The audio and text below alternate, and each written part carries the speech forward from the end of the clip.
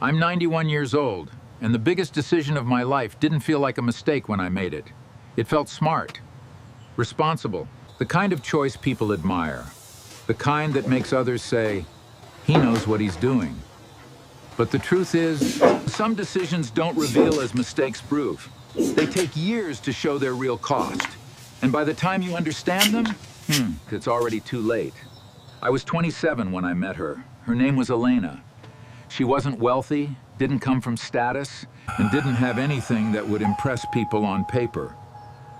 But she had something far more valuable. Ha ha ha. She made you feel like you were enough. Around her, I didn't feel pressure. I didn't feel like I had to prove anything. Life felt simple with her, not easy, but clear. We met in a completely ordinary way. A small gathering, a simple conversation. But that conversation never felt forced, and it never seemed to end. Time passed without us noticing. After that, we kept meeting, without plans. Things just flowed. With her, life wasn't something you were chasing. It was something you were living. But at that time, there was another side of me. A quiet fear I never shared. That I wasn't enough. That I wouldn't achieve what others expected from me. That I would stay average. And when a person lives with that kind of fear, they often mistake the wrong decision for the right one. Then someone else entered my life. Her name was Margaret. She was everything Elena was not. Wealthy family, powerful connections. Doors opened for her without effort. And suddenly, I had a choice. No one forced me. No one said it directly. But everything around me pointed in one direction. Think about your future. Be practical. Don't miss opportunities. I remember my father saying, "Love alone doesn't build a life." It sounded reasonable, logical, and slowly it replaced everything else in my mind. Elena was my present. Margaret was my future. And I chose the future. I didn't leave Elena with drama.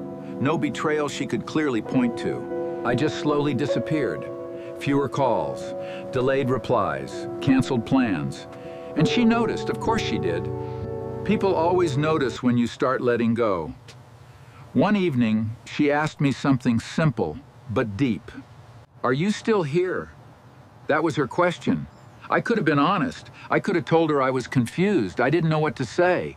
That I was scared. That I didn't know what to do. But I stayed silent, and sometimes, silence is the loudest answer. A few weeks later, she was gone. No scene, no closure, just absence.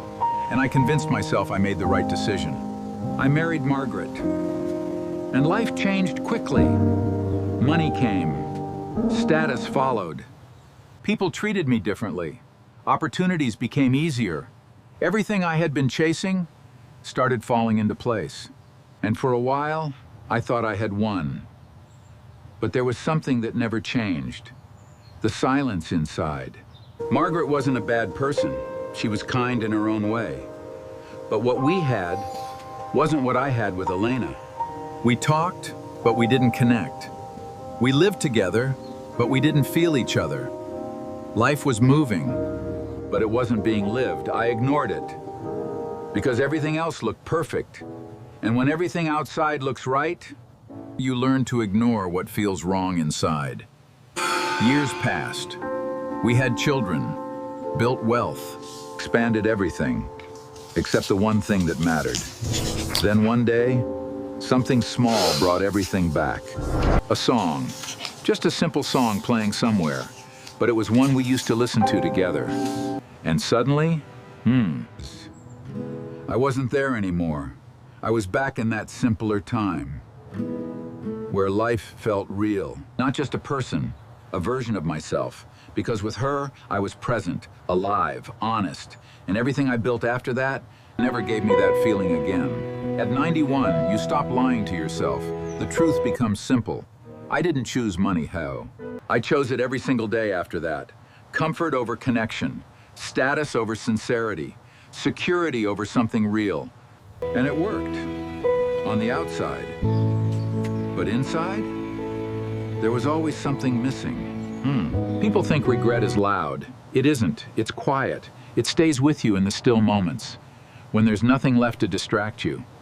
And everything becomes clear. Sometimes I wonder what my life would have been like if I had chosen differently. Maybe it wouldn't have been as successful. Maybe it wouldn't have been as easy.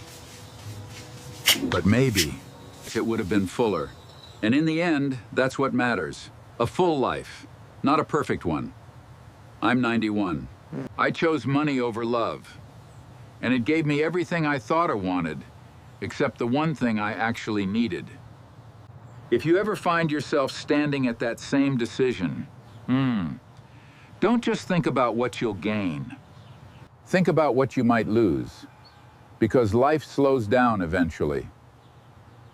And when it does, you won't remember what you earned. You'll remember what you gave up. And some things,